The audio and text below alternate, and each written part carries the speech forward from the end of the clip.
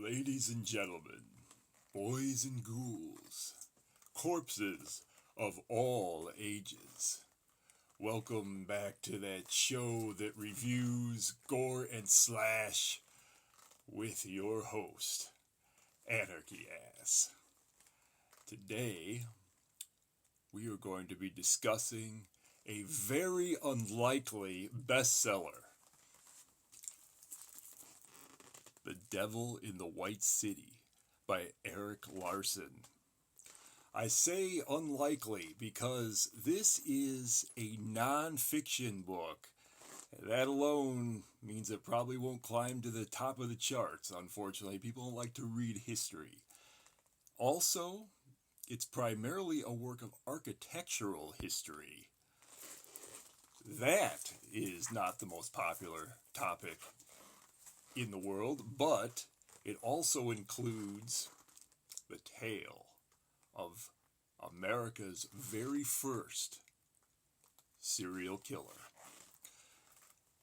It's a tale of the Columbian Exposition that was supposed to mark the anniversary of the sailing of Christopher Columbus. The fair took place in 1893. We all know that Columbus set sail in 1492, which means the fair should have happened in 1892, but as is explained in the book, for a whole series of reasons it was postponed. They kept the name Columbian Exposition even though the anniversary had passed by a full year, and it was held in Chicago of that year. A whole bunch of noted architects were brought in to plan this setting that came to be known as the White City because it was basically made out of this faux marble neoclassical design on the lakefront of Chicago. And each building was set up to look like a Greco-Roman temple, and each individual building would house a different type of theme for the fair. The importance of World's Fairs at this time is often lost on the modern reader. It was of immense importance. The huge influx of people and money that these fairs brought in was astronomical, but it also meant a huge deal of notoriety and fame for whatever city was hosting these things. It was on the scale of what the Olympics are now, maybe even bigger. It was something that cities competed for, even though it would sometimes sink them into debt initially and tax their resources and their personal ability to host these things. Yet Chicago won out, and it really set Chicago on the stage as being a world city. Second largest city in the country, barely beat out Philadelphia, I believe it was had been number 2. And it was a status that Chicago retained up until Los Angeles finally surpassed it in the 20th century. So this was a big deal. A number of architects, most notably Daniel Burnham, also the famed landscape architect Frederick Law Olmsted of Central Park in New York City fame. He also designed Riverside, Illinois, not Riverside, California, Riverside, Illinois, which has the distinction of being America's first planned suburb, which of course suburbs were going to become a huge piece of American history in the 20th century. So the book is largely the story of that for the first half of it. Personally, I like it. I happen to hold a degree in art history, and I studied a lot of architectural history as part of the coursework for that degree. So I enjoyed it, but I was sitting there reading this thinking, wow, a mass audience is really going to want to know about building materials from the 19th century. It really goes into fine detail about that. I thought that most readers would find it boring, but evidently not so. This thing just became a massive seller. I was also amazed at the number of people that didn't know the tale of Herman Mudgett, who in the book is used more by his number one alias, H.H. Holmes. He was the first serial killer in American history.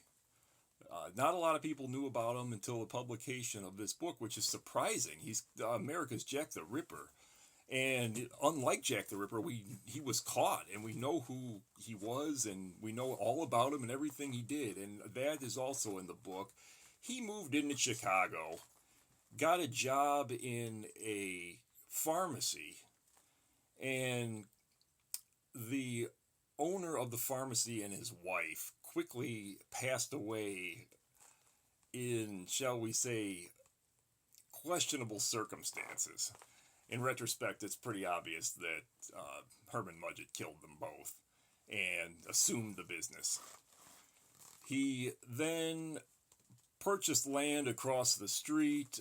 This was in what is now the Englewood neighborhood of Chicago. A very bad, rundown neighborhood now, but at the time it was actually just outside the city, and he didn't have to pay Chicago taxes. The train line that had just been built, the Chicago L, sent people to his business because there was a platform right there nearby.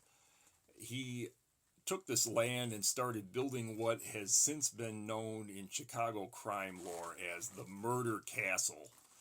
It was not a castle. It was a Victorian-style, multi-level building with storefronts on the ground level and what appeared to be apartments on the next two floors. It featured a turret on the corner which looked kind of castle-esque, but was actually a very common feature in Victorian architecture. A lot of Victorian homes even had that. And he proceeded to use the fair as a way to lure people to this new location. He would rent rooms out, supposedly, to fairgoers. And essentially, he would check them out, make sure they didn't have a lot of family looking for them, preferred people that were traveling alone, lure them in, and then he would murder them in their sleep.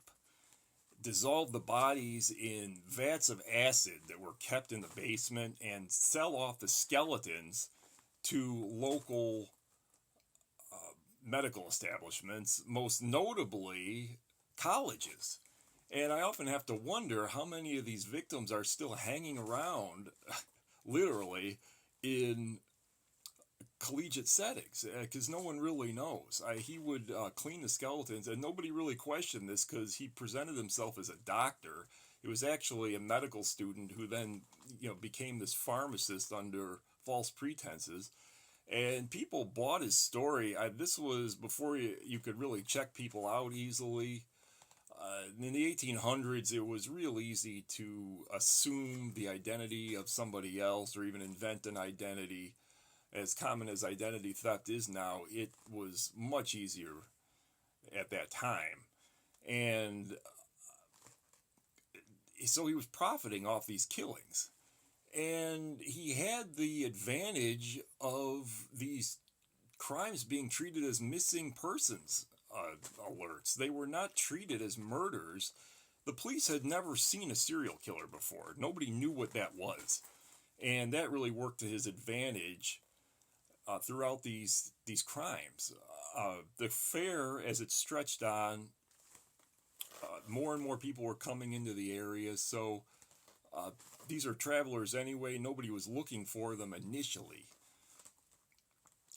The book then overlaps the two stories, the stories of these architects and the fair itself, with the story of H.H. Holmes and his killing spree, basically. He branches off. This is actually what gets him caught eventually, and starts to get into insurance scams, and uses what is now the oldest trick in the book, where he would take out insurance policies on people's lives and then off them collect the money. Well, after one or two are connected to him, these insurance companies aren't dumb. They sent detectives in to find out what was going on. It was to the point where they started tailing him. He tried to leave. He was stalking victims to other cities, and these detectives are following him to other areas. He gets caught that way. Then all these other crimes are revealed because they search the place. They find out all these people have gone to his location and then never turned up again. He started to confess in prison, and after he was sentenced to death, because he wanted to be remembered. He even went so far as to exaggerate the number of people that he killed. He confessed to the killings of people that after his death were later found to be alive. So he was not shy about the number of people that he blatantly killed. And there was, to this day, speculation as to what the body toll was. Nobody really knows for sure. The book is very well written. It's written in a historical, a history book style, which is another reason I didn't think it would become popular. It is not a nail-biter, Stephen King. Not a lot of suspense is used. The author knows that the story is common knowledge. I thought that it might be popular in the Chicago area because it's Chicago history, but it turned out to be a national and then international bestseller. It's now, if you can believe this, it's now set to be a movie starring Leonardo DiCaprio, of all people, as the killer. I can't review that because it does not yet exist, but it should be pretty good. I would, if you're not a DiCaprio fan, and a lot of people are not, I would still give it a chance. I think that he did a good job with The Great Gatsby. I'm a big Baz Luhrmann fan. That's a good film. I also enjoy the Romeo and Juliet version with him, in which it was set. It used the original Shakespearean dialogue, but was set in 20th century Verona Beach rather than Verona, Italy, and that was phenomenal. So I'd give the guy a chance. I think he might be able to pull it off.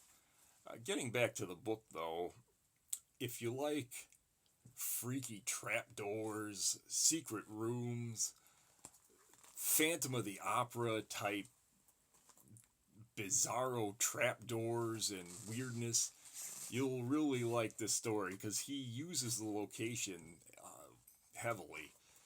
The building is almost a separate character in the book. It's so intense and is so deadly. There's hallways that go nowhere. There's, he's got a safe that's actually a gas chamber. I don't want to blow all of his secrets in this transmission because it's as surprising as it is freaky. And even though I knew the story of this killer before reading this book, there was a lot in it that I did not know. Also included are a few choice photographs that you'll find amusing and intriguing. I had never seen them before. I don't think they had even been published before. Other books have been written on this subject, not only the fair, but also Herman Mudgett / H.H. Holmes, and those are pretty good too, but this is definitely the best. So check it out. Check it out. If you get a chance, see the movie when it comes out. I don't know when it's set to be released. I don't know who else is going to be in it, but I do know that it is going to be based on the book, so that alone is a reason to check it out. The book itself is pretty long, but it's not unreadable. It's not, history of the Roman Empire. if you're one of these horror hunters who likes to see the real location, I'm sorry to say the castle's long gone. It's a post office now, although the foundations of the post office are supposedly partially shared with the original castle. So, yeah, 63rd and Wallace. If you ever if you're ever in Chicago and want to check it out, don't go there at night. It's a not a fun place to be, then or now. I don't know which time period is more deadly. Although I don't think Holmes will ever be fully surpassed. But until next time, thank you for joining me on this foray into true crime.